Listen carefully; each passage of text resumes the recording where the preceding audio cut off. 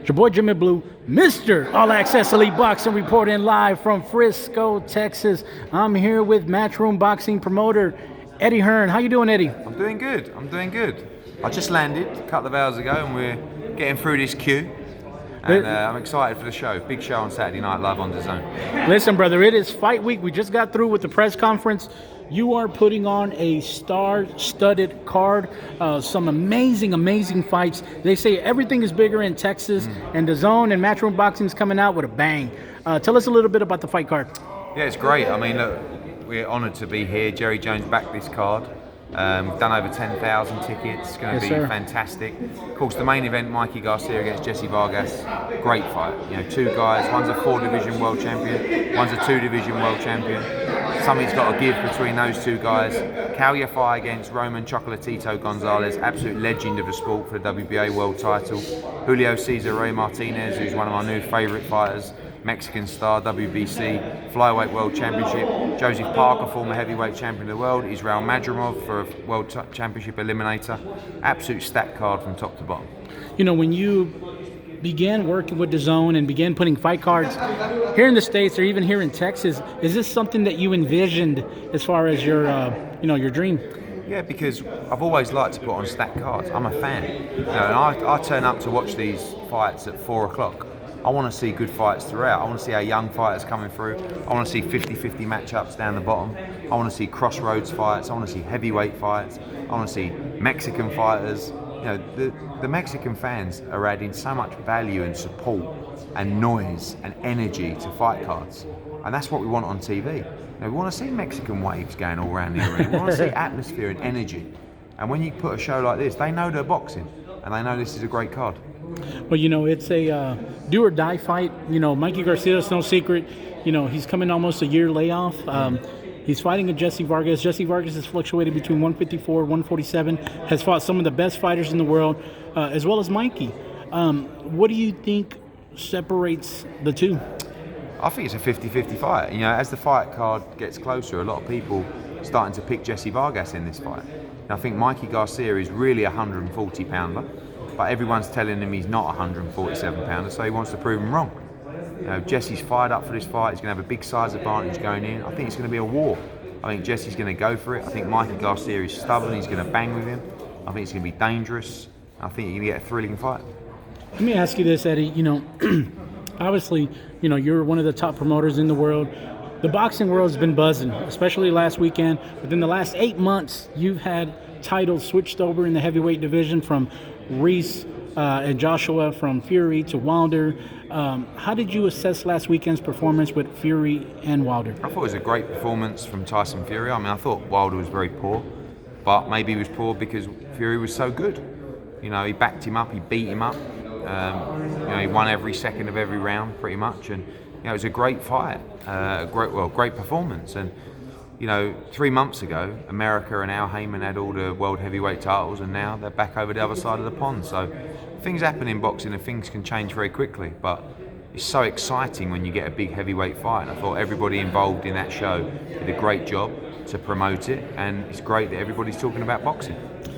Well, you know, everyone in life, you know, including myself, everybody at some point has taken a loss, but it's all about how you bounce back, how you come back. You don't make excuses. You go back to the drawing board, you work hard, you roll up your sleeves if you want it, if you've got the desire. If not, you just quit, and you come back and you try harder. That's what you do. You know, with that being said, you hear the the response from Team Wilder in regards to the the costume situation. Listen, I'm sure it was heavy, right? But Anthony Joshua, when he got beat to Reese, could have given you 30 excuses. He never gave one. He refused to. He shook the other guy's hand. He said, "You were the better man on the night. You beat me." He went away. He got his head down. He worked harder than he's ever worked before, and he came back and he reclaimed his world heavyweight titles. To make an excuse like that about a gown will stay with him for his whole career. That will be joked about now for the rest of his career. Why would you say it? And by the way, why would you even have a gown that was that heavy? You know what I mean? It's just completely amateurish, the whole thing. So, no excuses. And listen, I hope Wilder comes back. He's great for the division. Do you think with all the criticism from the boxing fans, just the boxing world in general, criticizing a man who has received his first defeat. Do you think it's justified? I mean, is it fair? Only because of the excuse. Like, people should support him. He showed heart in the fight. He hung in there.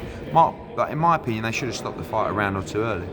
I don't like the criticism of Mark Breland. I mean, now he's saying that Mark Breland knew some guy who knew Tyson Fury's trainer, so that's why he threw it. Like, come on, mate, just take it on the chin. You got bashed up.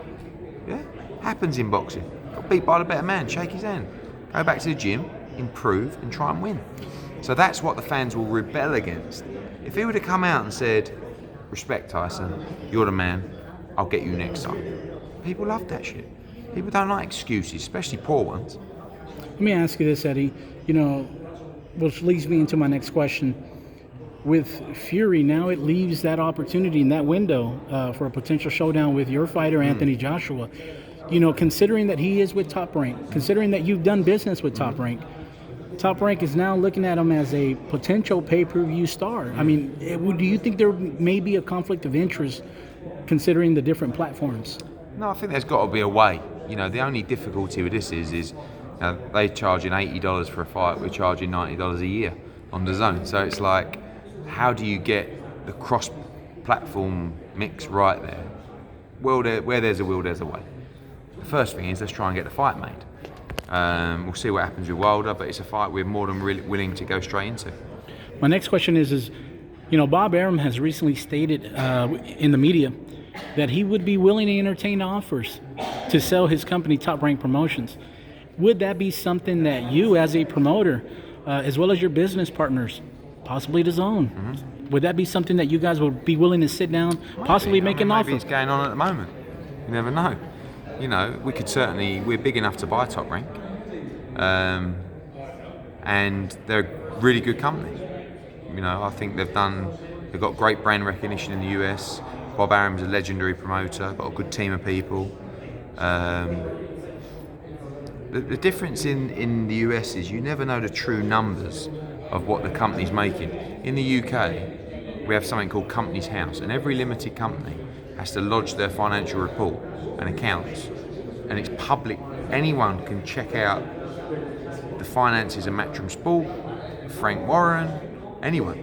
But over here, from the outset, it might look like they're making a load of money, and they might be making none, or they might be hemorrhaging money. PBC, So I think that it would be an interesting acquisition for someone, that company, and I think Bob's had enough. For the boxing fans that are, the boxing boards, they've all been clamoring, hey, Deontay Wilder deserves the immediate rematch, the trilogy. But then you also hear it from Andy Reese not receiving yet the trilogy with Joshua.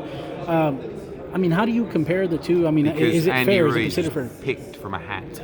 He got the golden ticket to fight Anthony Joshua. So you don't. In that instance, you get your shot. You win. You got to give the guy a rematch.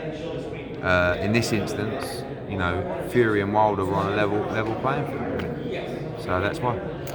Gennady Golovkin. I know he recently was supposedly scheduled to have a fight in March, at the end of March. I believe they were pushing his fight back in April. Is there any news with Gennady? He had a calf injury. Looks like end of May, June. We was in Kazakhstan last week looking at potential sites. Looks like his next fight might be over there. And then hopefully the Triple G fight, the Canelo fight in September. Give us your thoughts on Virg Ortiz. He's one of the rising superstars. I know he's going to be fighting on March 28th. Good fighter. Samuel Vargas is fighting next. He's a good fighter, very heavy-handed, very exciting. Well, listen, man, we appreciate your time, Eddie. Thank you so much, man. We look forward to the Fight Night card on Saturday, live from Frisco, only on DAZN. Is there any last shout-outs you want to give to any of the fight fans? Just if you haven't got your tickets, get down to the Ford Centre in Frisco Saturday night for the card of the year. And don't forget to subscribe to DAZN. It's your boy Jimmy Blue, Mr. All Access Elite Boxing, signing off.